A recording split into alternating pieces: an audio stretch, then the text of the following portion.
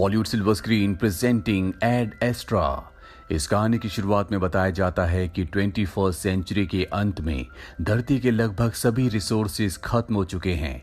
इसीलिए धरती से एस्ट्रोनॉट्स की एक टीम को दूसरे प्लेनेट जिसका नाम नेपच्यून है वहां भेजा जाता है ताकि वो दूसरी दुनिया के एलियंस को ढूंढ सके जो कि बहुत ज्यादा इंटेलिजेंट हो, बहुत ज्यादा एडवांस हो और वो धरती को बचाने में इंसानों की मदद कर सके। 16 साल बाद वो टीम नेपच्यून प्लेनेट के पास पहुंच जाती है, जिसके बाद अर्थ से उनका कनेक्शन पूरी तरह से टूट जाता है और अब सबको लगता है कि वो पूरी की पूरी टीम मारी जा चुकी है। साथ ही अब धरती के वातावरण से एक अजीब सी वेव बार बार टकरा रही होती है जो धरती के वातावरण को नुकसान पहुंचा रही है। और अब इस घटना को पूरे 29 साल बीत चुके हैं जब नेपच्यून प्लेनेट के लिए इंसानों की टीम गई थी।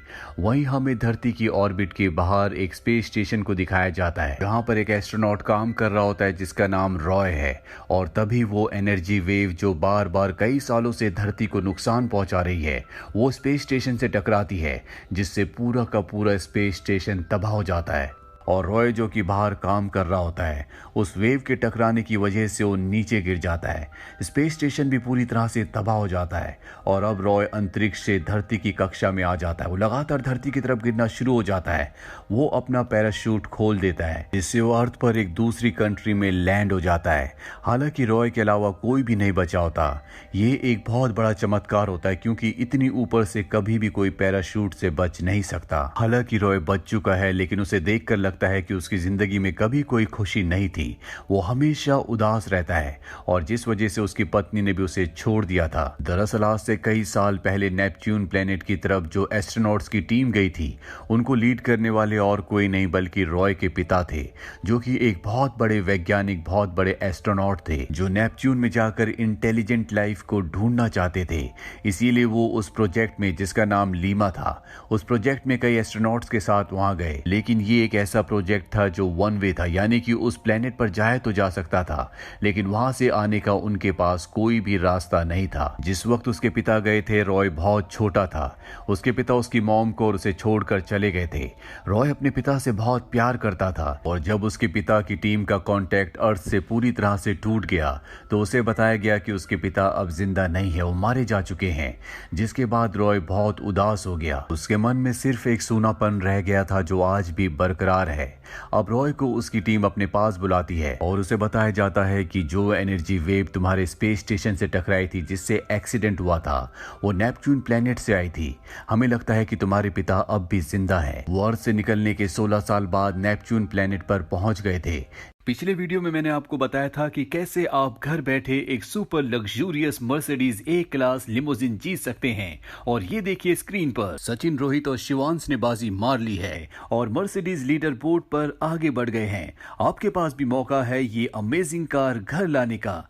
डिस्क्रिप्शन में दिए हुए लिंक से डाउनलोड करो माई 11 सर्कल ऐप और अपनी टीम बनाओ आज के इंडिया और अफगानिस्तान मैच के लिए। टूर्नामेंट के हर एक मैच में मेगा कॉन्टेस्ट ज्वाइन करो और तो the beast SUV Mahindra Thar. Tournament के एंड में जो भी लीडर बोर्ड पर टॉप करेगा उसे मिलेगी the super luxurious Mercedes Benz A class limousine.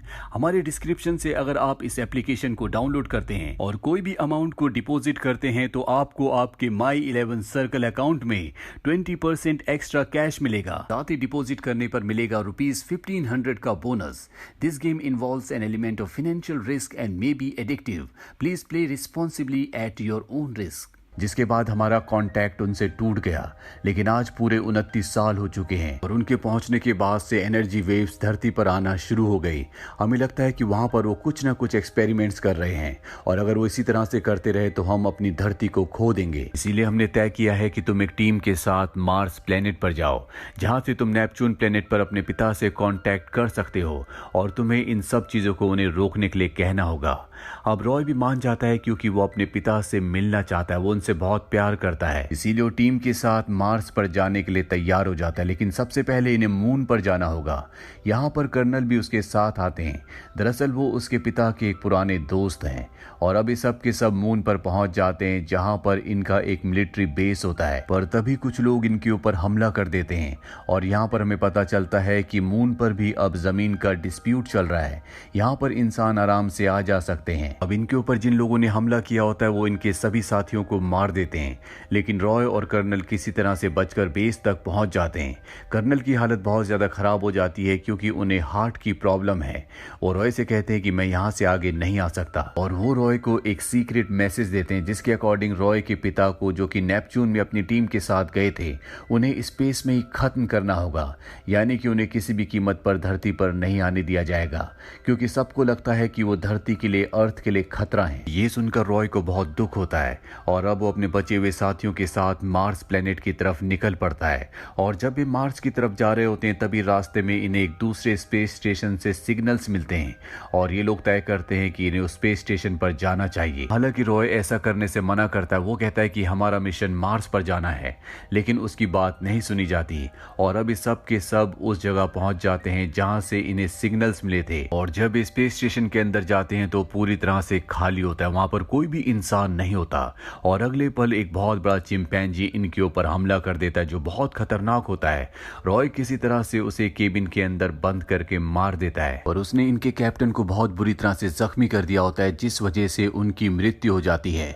और अब ये बचे हुए क्रू मेंबर्स मार्स की तरफ निकल पड़ते हैं, पर इससे पहले कि इनका स्पेसशिप मार्स पर लैंड करता, एक बार फिर से वही एनर्जी वेव आती है जो इनके स्पेसशिप को पूरी तरह से हिला देती है। रॉय किसी तरह से उसे संभाल कर लैंड करवा देता है और अब ये मार्स पर लैंड कर चुके हैं, जिसके बाद ये नेपच्यून प्लेनेट से कांटेक्ट करते हैं जहां पर आज से 29 साल पहले रॉय के पिता अपनी टीम के साथ गए थे। रॉय को यहाँ पर एक मैसेज पढ़ना होता है। वो उस मैसेज को पढ़ देता है लेकिन इन्हें कोई भी रिप्लाई नहीं आता और इसके बाद रॉय एक बार फिर से ट्राई करता है और इस बार वो लिखे हुए मैसेज को नहीं पढ़ता, बल्कि उसके दिल में जो उसके पिता के लिए इमोशंस होते हैं वो उन इमोशंस को बयां करता है, जिससे वो खुद भी बहुत ज्यादा इमोशनल हो जाता है। यहाँ इनकी जो हेड होती है वो रॉय को अब इस टीम से निकाल देती है क्योंकि उसने रूल्स को फॉलो नहीं किया।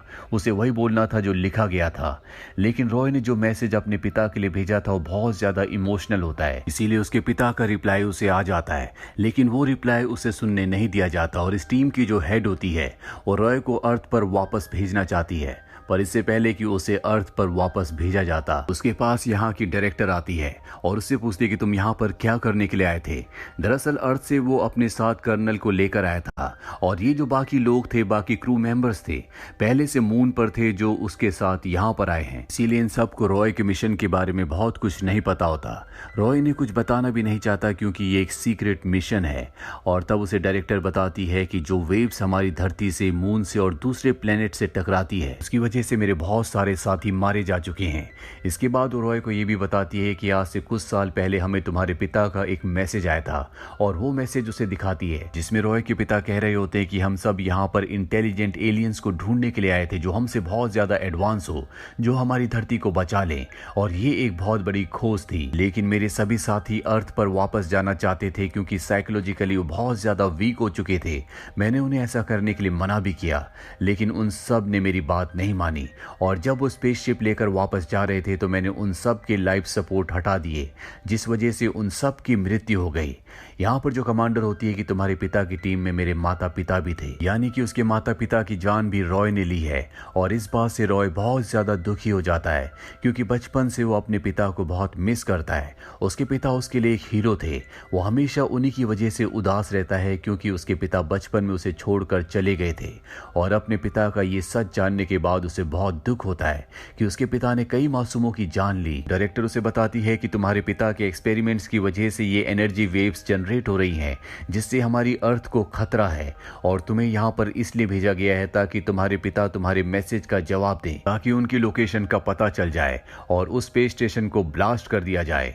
और अब उन्हें पता है कि तुम्हारे पिता का स्पेस स्टेशन कहाँ पर है और जल्दी यहाँ से एक रॉकेट लॉन्च होने वाला है जो तुम्हारे पिता के स्पेसशिप को ब्लास्ट कर देगा। रॉय डायरेक्टर से कहता है कि मैं आखिरी बार अपने पिता से मिलना चाहता हूँ, मुझे तुम्हारी मदद की जरूरत है। और इसके बाद डायरेक्टर एक टनल से उसे उस रॉकेट तक पहुंचा देती है जो लॉन्च होने वाला है और इससे पहले कि रॉकेट लॉन्च होता वो उसके अंदर पहुंच जाता है। और इसके अंदर जो एस्ट्रोनॉट्स होते हैं उन्हें पता चल जाता है कि रॉय अंदर आ चुका है, उसका दिमागी संतुलन पूरी तरह से ठीक नहीं है।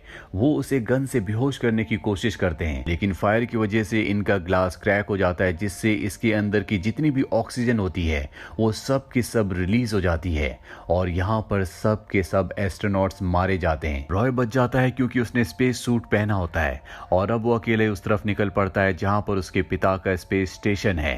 रास्ते में जाते हुए उसे अपने पिता की बहुत याद आ रही होती है।